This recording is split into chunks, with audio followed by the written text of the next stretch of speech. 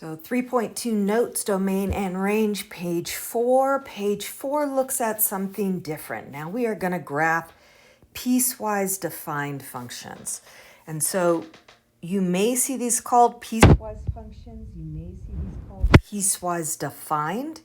What this means is our function has different characteristics for different parts of the domain. Okay, and so as we look at these, we are going to start by looking at the part of the domain that this function applies to, and then we'll take a look at the function value.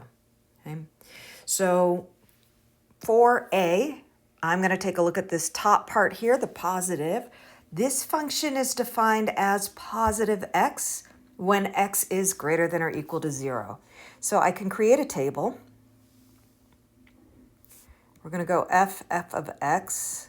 I'm going to highlight so we're stay color coordinated here. It says I can use 0, so I'll start with 0. So basically this says f of x equals x, which means y equals x. So when x is 0, y is 0. When x is 1, y is 1. When x is 2, y is 2. And this gets a bit redundant here. But we can go ahead and graph this. Ooh, I should label 1. 1, that's enough. 1. 2, 2, 3, 3. And so this is what that part of the graph looks like.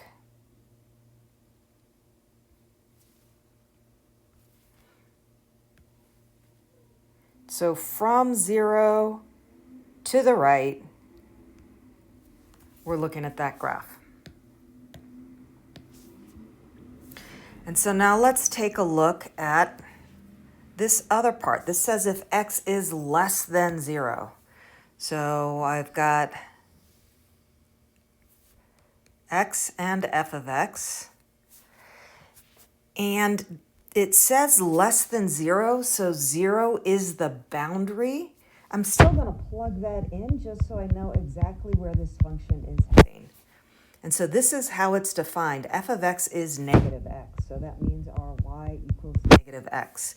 And so I'm going to put this in parentheses because I know this will go to 0, 0, even if that's not included in this part of the graph. Now notice it overlaps with the positive part, and those actually hit at the same point, but this cannot be defined in two different places. So there's only one function that applies to when x is 0.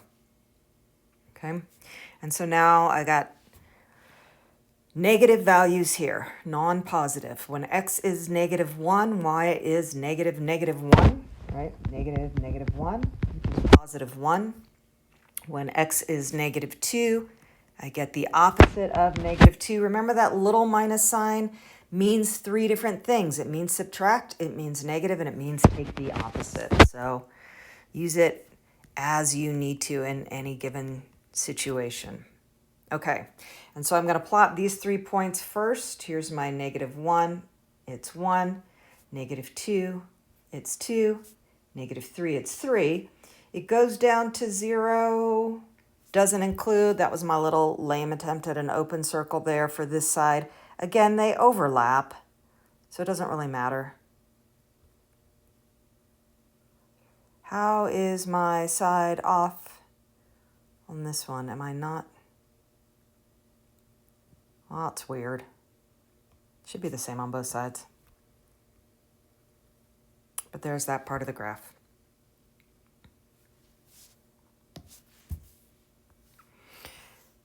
That is the absolute value function. And so we talk about the absolute value function as knowing what it means as one function. Sometimes we don't realize that it is piecewise defined. So that's what this one is. So let's take a look at B. Change up my highlights here just so we don't get confused. Let's go with green.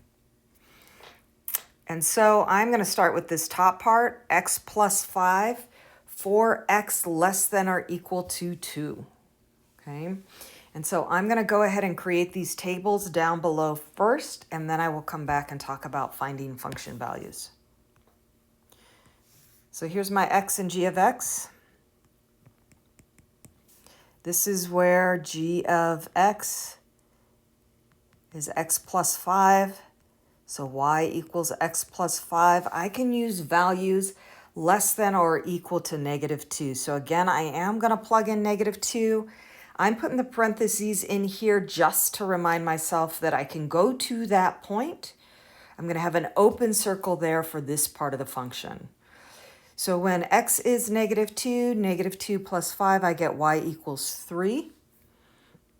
And I can pick out numbers that are now less than -2. So at -3, I get 2. At -4, -4 plus 5 is 1.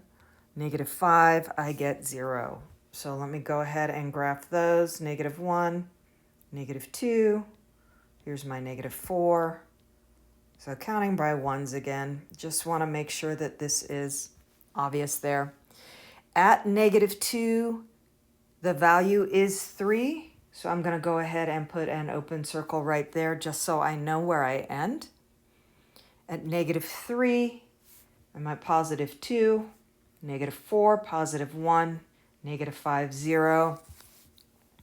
This is a linear function.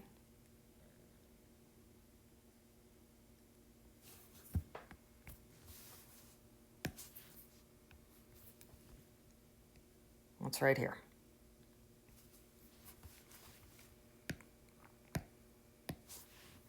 And so let's take a look at the other part of this function. I got x, g of x. And this time my g of x is -2x minus 1. I'm looking for y equals -2x minus 1. This time I can include -2. So I'm going to start with that. At -2,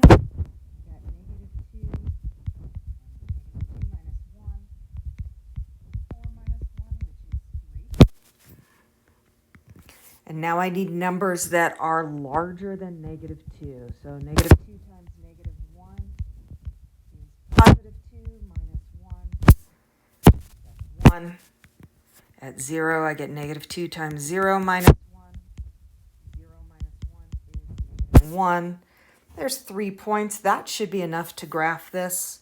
So I'm going to start -2, 3. Notice this fills in that open circle. It's not always going to work that way, but it's kind of nice when it does because we really sometimes get a little rattled by jumps in our graphs. And at 0, I have -1.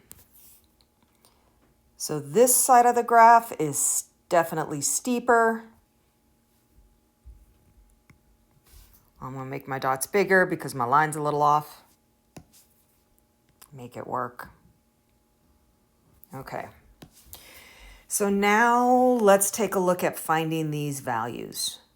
So to find g of 3, we first start by figuring out what part of the domain that's in. 3 is greater than or equal to -2. So it falls into that pink part of the domain. So that is the function that I use to find a value for 3. So I've got -2 times 3 minus 1. -6 minus 1, I get -7. At -4, -4 falls into this part of the domain. -4 is less than -2. So for g of -4, I am using the top function part. I get -4 plus 5, which is 1. We saw that when we filled in the table to graph it. -2, we're back into the pink part of the domain because that part is defined for x greater than or equal to -2. So I'm back to -2 times -2 minus 1. 4 minus 1 is 3, just like we got on the table. Do you have to create the tables? No. If you know what that function is going to look like, You can use the intercept and the slope. Sometimes it takes a little less energy to just plug and chug and crank out those values to plug that in.